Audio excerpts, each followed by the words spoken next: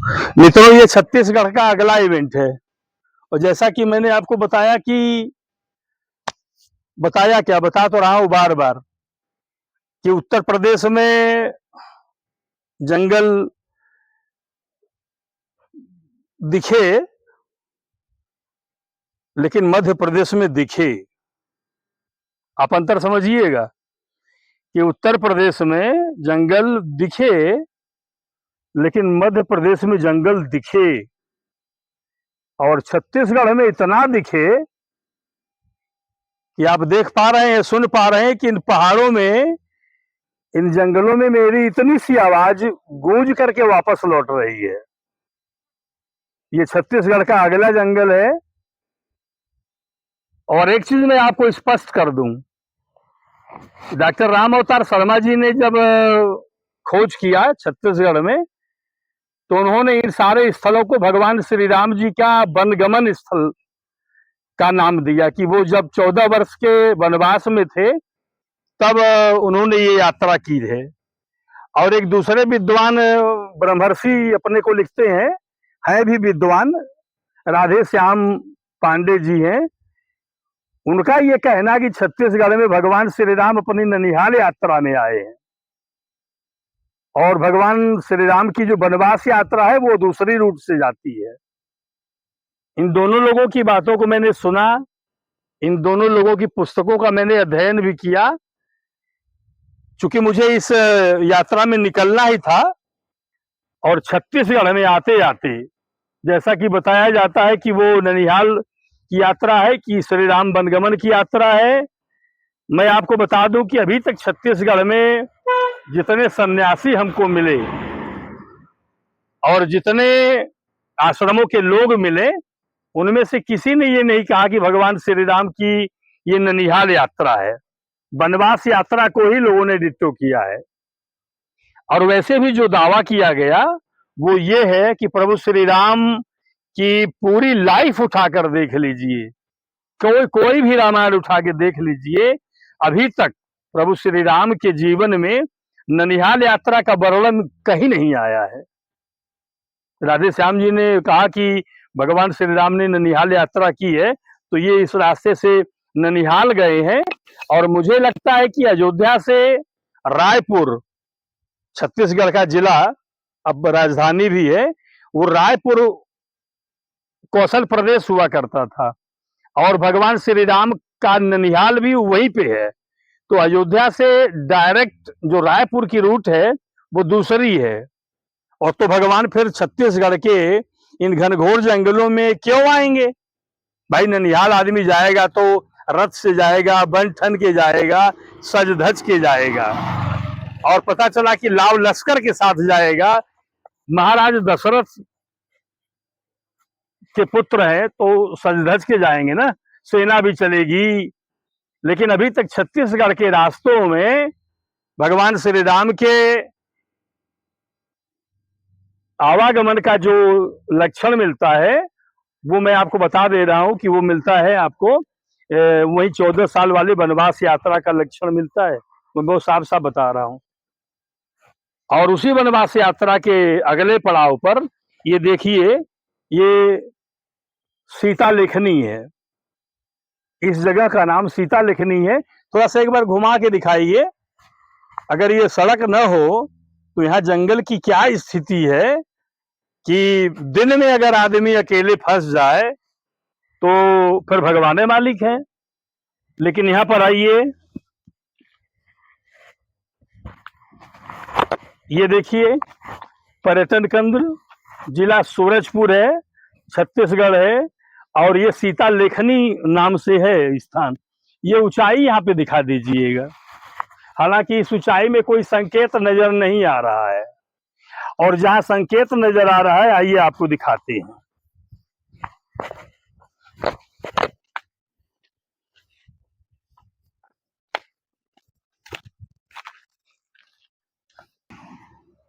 मित्रों, जब मैं चित्रकूट के रास्ते पर था तो मैंने आपको श्यामवट ढूंढने के चक्कर में मैंने आपको भीतरी बघाड़ का जंगल दिखाया था। और उस भीतरी बघाड़ के जंगल में हालांकि बहुत श्रम करना पड़ा था, बहुत घनघोर जंगल में था।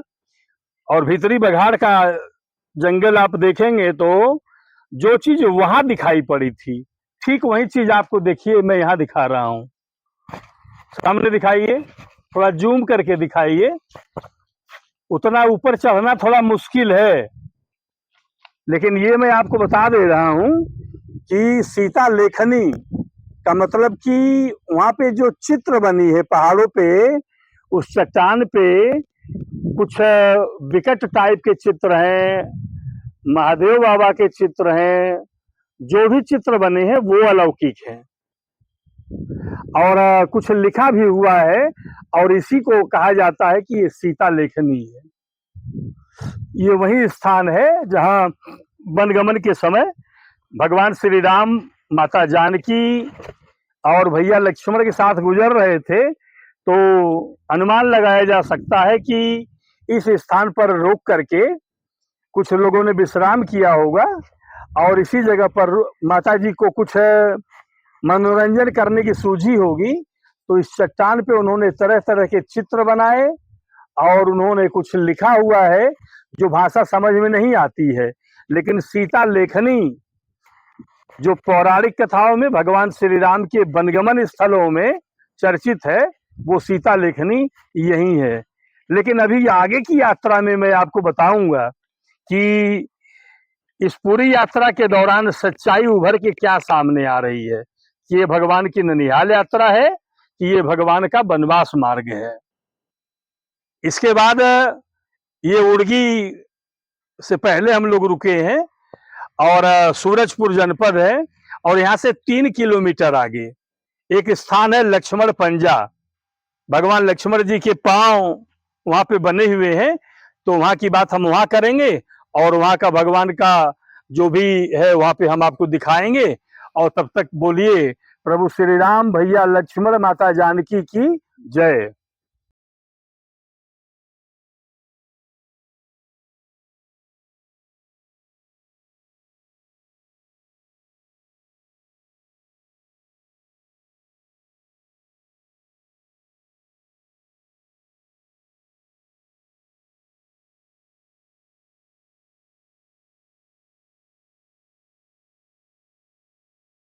मित्रों, सीता जी लेखनी के बाद 3 किलोमीटर आगे का यह स्थान है। इसको लक्ष्मण पांव बोलते हैं। कहा जाता है कि इसी जगह पे भगवान लक्ष्मण जी के पैरों के निशान हैं। उन पैरों के निशानों को हमने चित्रकूट जनपद में भीतरी बघाड़ के जंगल में भी आपको दिखाया था, लेकिन वो बहुत छोटा था, पैर का निशान 9-10 इंच का था। वहां के लोगों ने कहा कि भगवान श्री राम जी के पैरों के निशान हैं, तो मैंने कहा कि 32 फीट भगवान जिस युग में पैदा हुए थे उस समय साधारण मनुष्य की लंबाई 28 से 32 फुट हुआ करती थी। तो 28 से 32 फुट के ऊंचे व्यक्ति का पैर 8 इंच, 9 इंच या 10 इंच का नहीं हो सकता है, कुछ तो होना चाहिए। और यहाँ पे ये देखिए लिखा हुआ है श्री राम वनगमन मार्ग है। सीता लेखनी यहाँ से 3 किलोमीटर दूर है। लक्ष्मण पंजा हम लोग यहाँ पे आ गए हैं। तो लक्ष्मण पंजा का मतलब है लक्ष्मण जी के पांव का पंजा।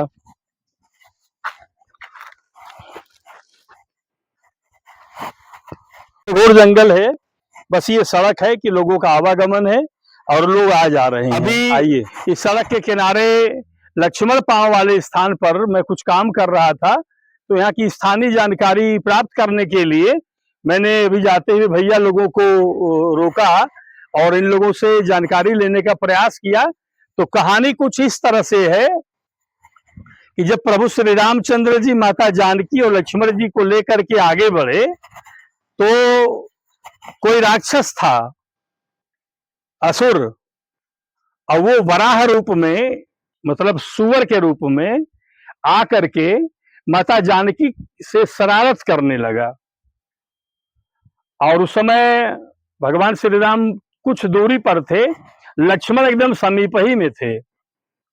और लक्ष्मण जी ने जब देखा कि कोई असुर वराह का रूप धारण करके मेरी भाभी माँ को प्रताड़ित करने का प्रयास कर रहा है, तो उन्होंने क्या किया कि तलवार लेकर के उसके कई टुकड़े कर दिए। और कहा जाता है कि उस वराह के शरीर के जो टुकड़े हैं वो पत्थर के हो गए और यही कहीं छिटके पड़े हैं, मैं ढूंढ नहीं पा रहा हूं।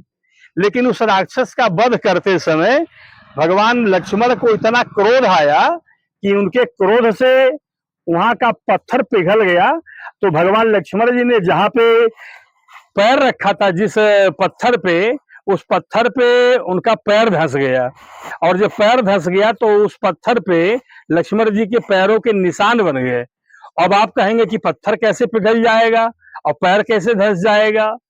तो ये रामचरितमानस में आप उठा के देखेंगे कि चित्रकूट में जहां पे राम भरत जी का मिलाप हुआ है, भगवान राम और भरत जी के मिलाप को देख करके धरती माता भी इतना करुणा से भर गई कि वहां का पत्थर पिघल गया। और चित्रकूट में उस स्थान पे प्रभु श्री राम जी और भरत भैया के कुछ पैरों के निशान पत्थर पे आज भी पड़े हुए हैं। तो जब भगवान की लीला हो तो बात को मान लेना चाहिए। और वैसे भी मैं आपको बताऊं कि भगवान राम जी के पत्थर के निशान मैंने भीतरी बगाड़ में देखे थे, तो मैं इसको डिट्टो नहीं कर पा रहा हूं क्योंकि छोटे छोटे थे। और यहाँ पे लक्ष्मण जी के जो पांव के निशान है आप देख लीजिए, आपको देख करके आनंद आ जाएगा। आइए चलते हैं।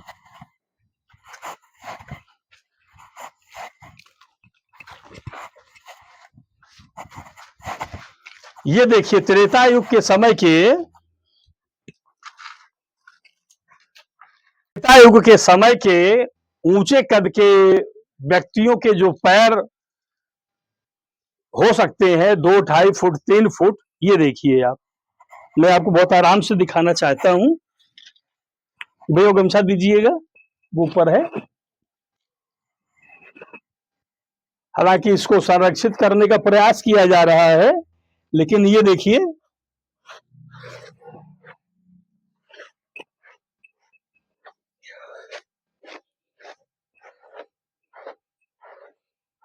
अगर आप ध्यान से देखेंगे तो मेरे हाथों से एक,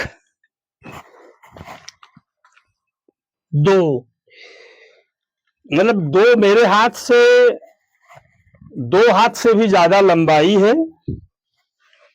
और इन पैरों की जो चौड़ाई है आप ये देख लें, लगभग लगभग एक हाथ में 2 अंगुल कम। ये है भगवान के पैरों की ये लंबाई और चौड़ाई।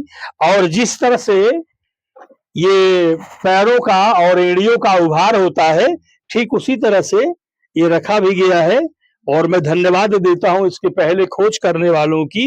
ये देखिए, ये लक्ष्मण जी के पंजों के निशान हैं जो कि उस राक्षस को मारते हुए उनके धंसने से हो गए थे। तो बोलिए सियावर रामचंद्र की जय, माता जानकी भैया लक्ष्मण की जय, प्रभु रामचंद्र की, लक्ष्मण भैया की, लक्ष्मण भैया की, लक्ष्मण भैया की, जानकी मैया की, जानकी मैया की, जानकी मैया की, सियावर रामचंद्र की।